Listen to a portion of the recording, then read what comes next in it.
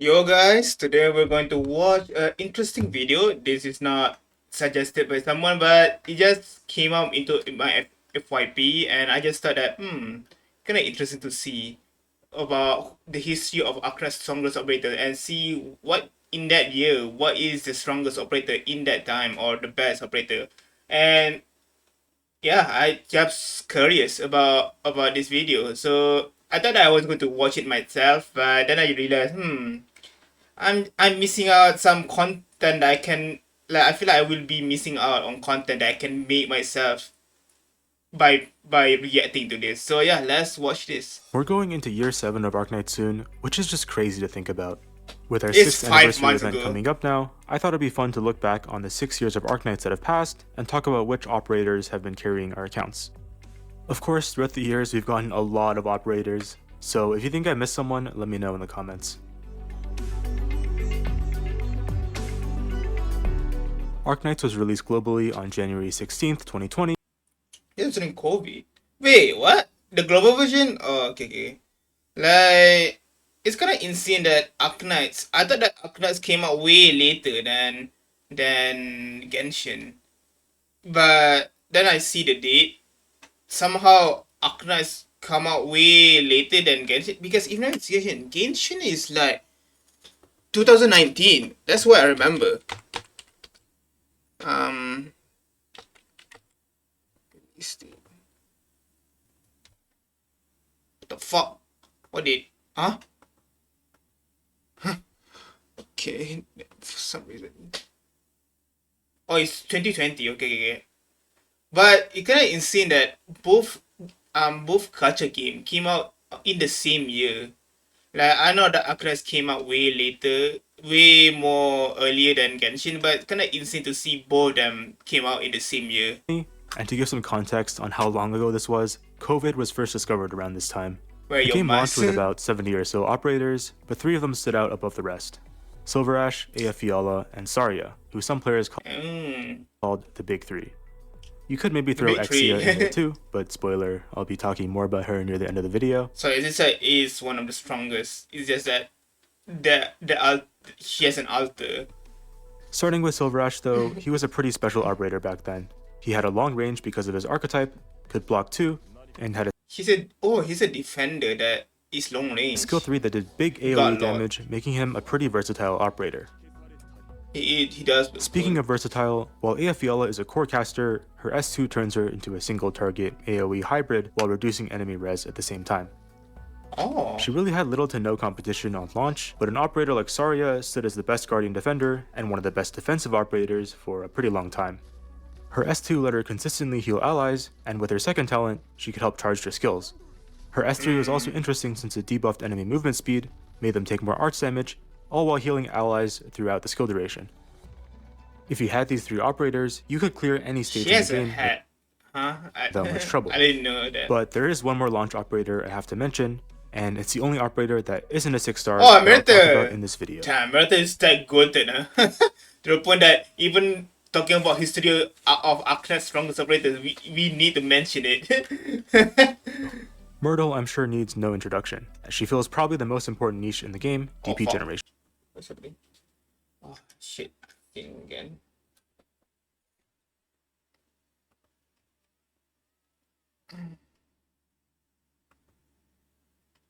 Oh, what's wrong now?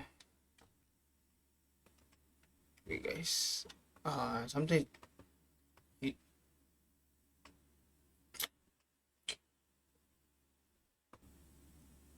Costs are low, meaning you can deploy her really early and start generating DP fast. Because of her rarity, it's really easy to get her max potential as well, which just helps reduce her DP cost even further, and of course you can't deploy your broken operators without DP. Half a year later, our first truly meta-defining operator was released. Blaze was the ring holder to have at the time, with high stats, 3 blocks. Let me pause it properly. Oh my god. Yeah. And talents that give her an. Oh, you got to be kidding me. Resistance. Oh, I already got a S2 already, by the way. For those who don't know. Like, I just play offline. And yeah, I already got her to S2. Combine that with the fact that she's a Centurion and does AoE damage And that's a cool skin. to ground enemies, she was easily the comfiest lane holder in the game at the time. On September 10th, 2020, Bagpipe was released. Oh, Bagpipe was meta during that. And she was basically a guard and a vanguard at the same time. Wait, no. Bagpipe was released. And she was Oh, they actually talking about. I thought they were going to each year. They're going to do she's a Centurion and does AoE damage to ground enemies. She was easily the comfiest I thought they're going to talk about each year the strongest. What is the strongest character? No, they're talking holder about in the game at the time. in. On September 10th, like this, 2020, okay. Bagpipe was released. And she was basically a guard and a vanguard at the same time. She A does a lot guard, and a vanguard. of damage with S3 and also generates DP on kills since she's a charger. Oh, Also, she's she a gives charger, all your yeah. vanguards +6 starting SP just by being in the squad, meaning you can activate Myrtle's skill earlier, for example. That just about wraps up year 1. There were other great operators released this year, but if I talked about everyone, the video Okay, Orange Mission Exercise, Ifrit, Nightingale, Hoshiguma, Suzuran, Swaz, Neon. Okay. would be way too long, so I'll just throw up some honorable mentions. Year 2 begins with the release of Thorns on January 20th, 2021. Pawns.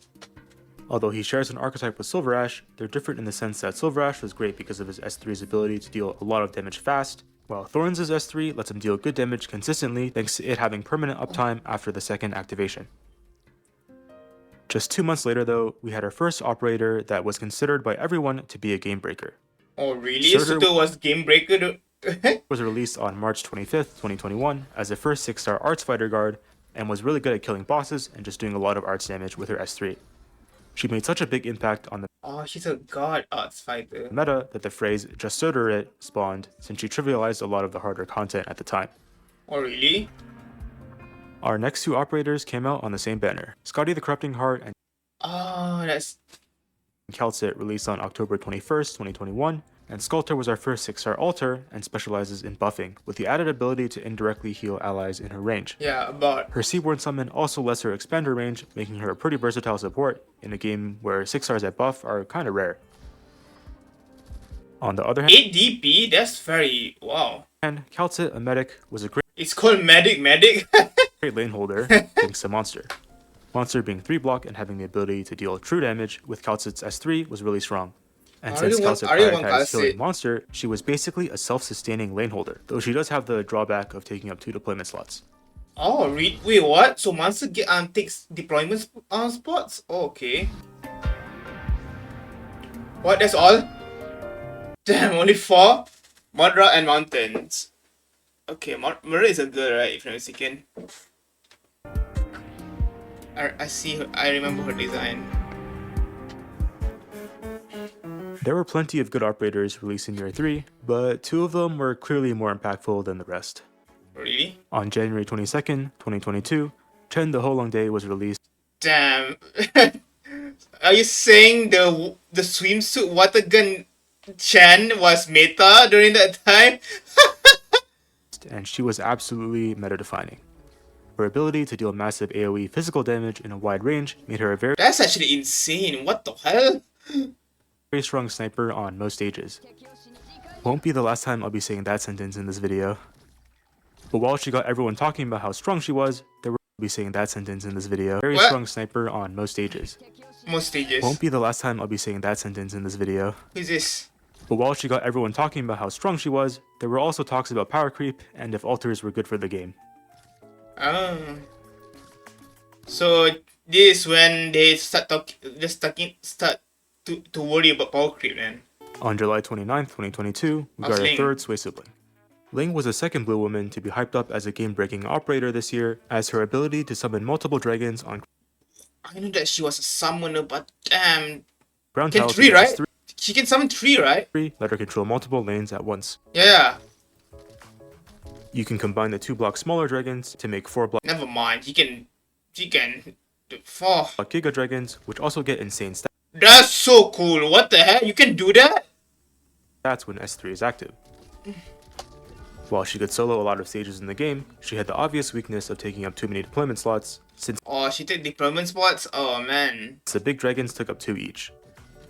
2 each? Okay, never mind. Oh, because she upgraded. Okay, to big. Okay.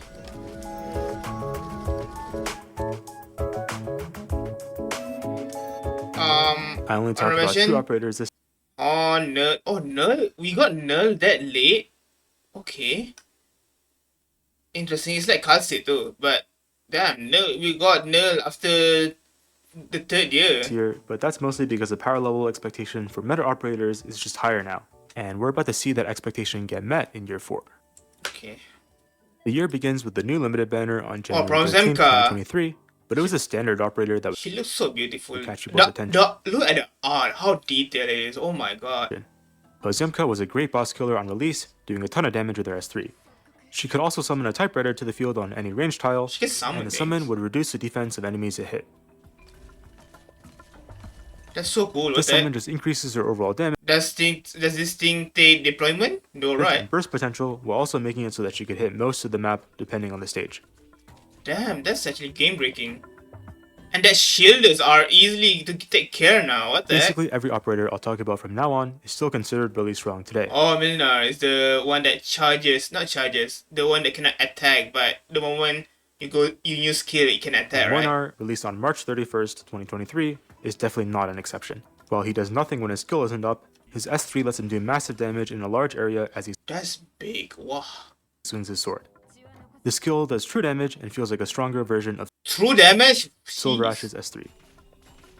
The fact that he does nothing without skill can also be useful too. Having 0 block means he won't die to strong melee enemies.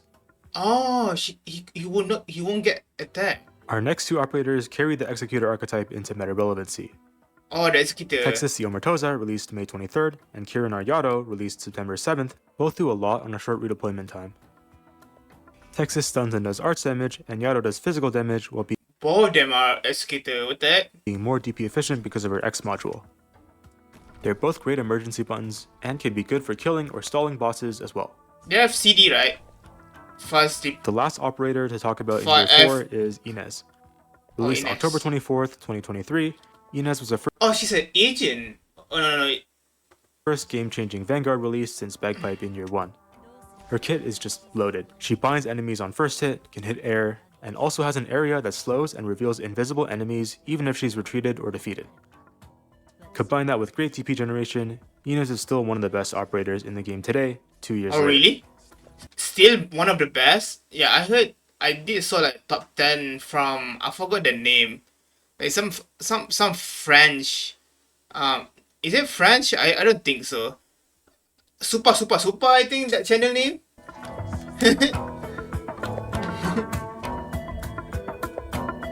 I don't know what does it mean. Like, I think someone in the comment in the chat when I was streaming did mention him before, or someone mentioned him before. So this is all the damn 5 insane, and we have Mozart read the Flame Shadow. Which read is this? Is this the caster read or not caster? Or is this the magician read or the different other read? I don't know. Is there other reads? I don't know. There's a lot of operators to talk about in year 5. We'll start on Damn, she become meta again.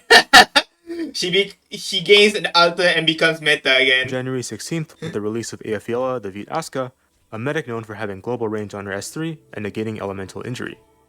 Combine that with her wide normal range, she's And a comfy medic to use on any stage. Now she's a Against medic. enemies that deal elemental damage, however, she felt especially broken since you were essentially ignoring a stage mechanic.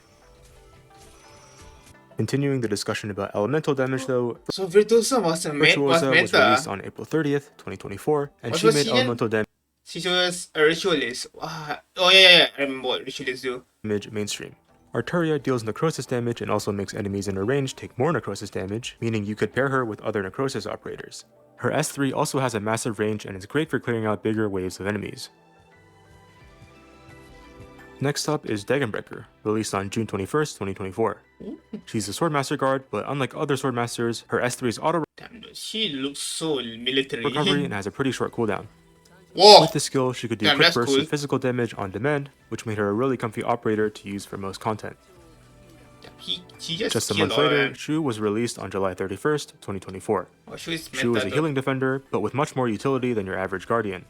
When Oh. she heals, she spawns tiles under the healed operators, which gives them constant healing and sanctuary. These tiles are also Yeah, I remember. Defender Guardian, yeah. able to heal unhealable So I cannot remember all the I just watched the Arknights video, but I cannot remember everything. like Juggernauts, Mushas, and Summons. Like With your unless I'm using them, I feel like just watching them, I probably would not remember all. But if I use them myself, I probably will remember them. 3, she does a lot of healing in a pretty big range, but also effectively perma-stuns enemies as she teleports them back onto the rice field tiles. A month and a half later, we got Ella. Why she just let them go? Did she teleport? What did she say? Rice field tiles. Also effectively perma-stuns enemies as she teleports them back onto the rice field tiles. Oh, like this? Is it teleporting?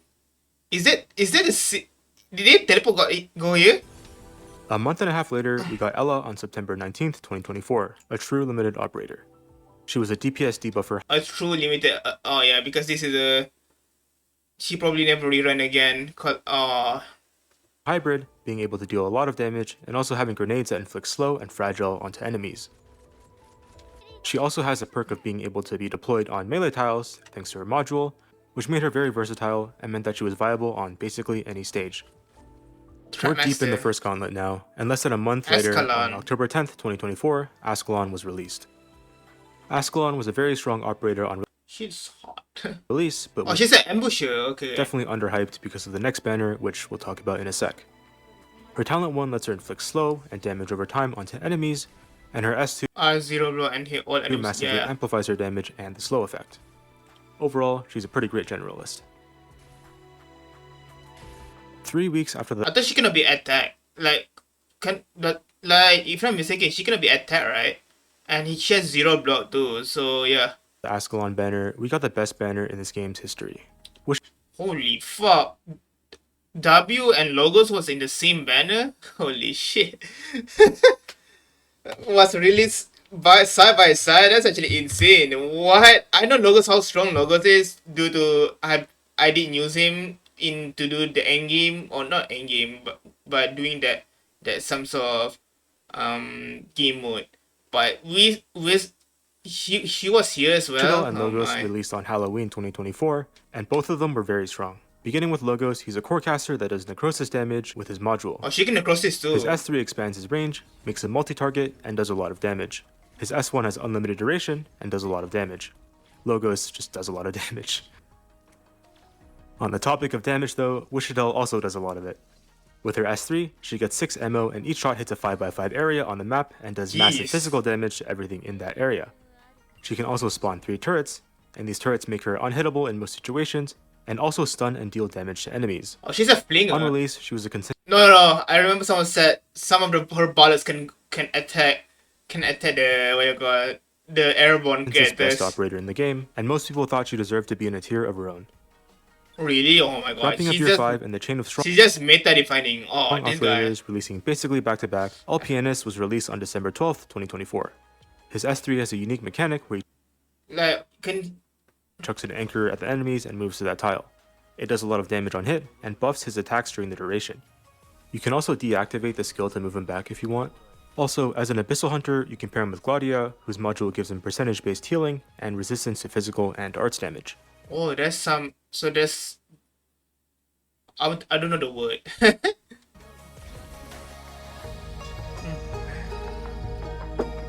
Year 6.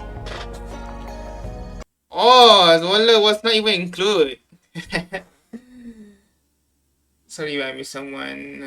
Re.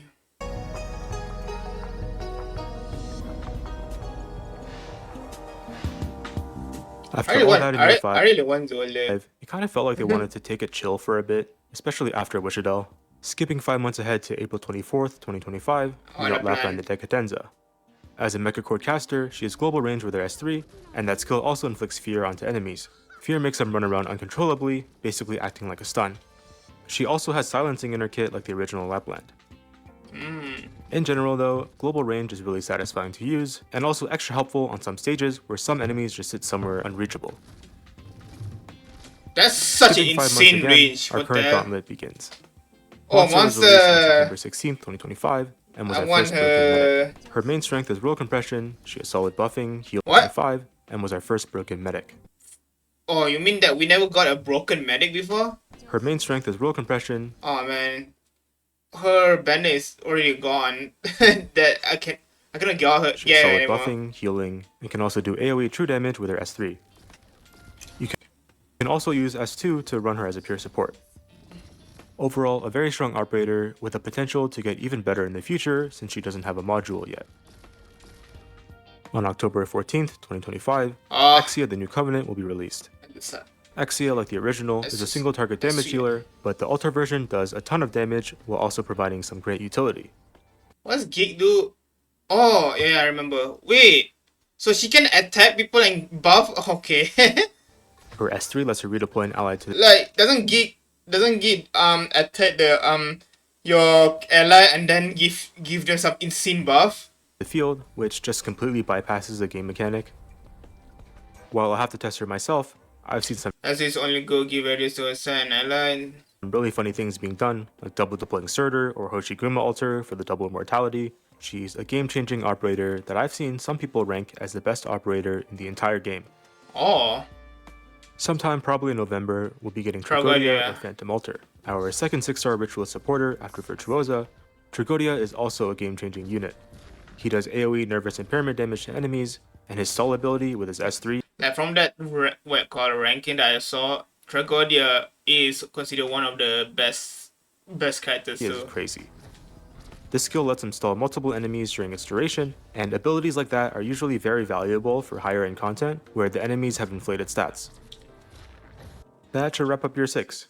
We're in a pretty exciting time now with all these operators coming up, and the operators Oh, Lemon. I also want her. Just because both of them seem because of exercise, of course. Dude, that version of exercise looks so good. Like, look at her vibrant hair. Oh my god, vibrant red hair makes her look so good. But yeah, about to release in year 7 look pretty cool too. Lades' Altar looks really fun, Hoshi has some unique mechanics to experiment with, Haruka looks like a comfy support Oh damn, this is all the characters they know they're going to come out, but it's already come out when I play. option, and we also have new collab operators coming up as well. For me, Arknights just has the ability to release so many operators that I'm interested in without power creeping and just invalidating previous units, and if that continues to be true, I think this game will survive for a long time. Yeah, Thanks to I think the nature of the game is makes them able to create so many characters that it doesn't like. For example, for games like action games like CZZ, Wuthering Waves, and Genshin, like because of their format doesn't require that much strategy, but more on rotation. It makes them hard to be flexible or being creative with the what called game design or the game mechanics because they are just it just depends on rotation or rotation is the only thing they can then go with unless they create like and yeah I never see them being creative with the characters and sometimes the characters just being so flashy with their moves. And for Honka Star Rail, oh my god, I feel like Honka Star Rail they can do. I feel like the nature of them being turn based, I feel like they can do it well, but instead, like I feel like because they didn't update the gameplay, like they still keep the same gameplay of what I call turn based game. Like there's so many turn based game they can take inspiration of, but they didn't update the turn based, and in the end, the gameplay just feels so like all the Hoyo game or all other gacha games that I've seen. Well, Honkai Impact 3 also has insane power creep to it, but so far Honkai Star has one of the worst power creep in gacha games that I had played. And it's not like it cannot be creative. Like I feel like they can have creativity due to the nature of turn-based game they can just introduce some cool mechanics, but yeah, instead they not do it. But for Arknights, because it is a tower defense game, they can be so much creative with it, because and can be so they can introduce so many mechanics and complexity onto the game. So that's why they can just make so many interesting characters, or unique characters, or with unique gameplay that makes them want to be pulled by other people. And also most people do yeah, I think most people, I think so far, I think I really have fun with Arknights gameplay, to be honest. Like, it requires strategy, and whenever I win, I feel like an accomplishment, to be honest. Like, it really feels like, it really gives a really good sense of accomplishment compared to other gacha games. Well, I don't know about Wuthering Waves. I'm not that skilled with games, to be honest. Like, I'm very bad with reaction time reaction time games, due to having no game background, or no gaming background. But yeah, so games like Arknights that doesn't require you to be have insane reaction time, just you thinking properly. Yeah, I enjoy it, and I think that's why Arknights has so many archetypes. So yeah, I think that's all from me. Thank you for watching. If you guys enjoy, please subscribe and please share the video to see more of my content. And yeah, peace out.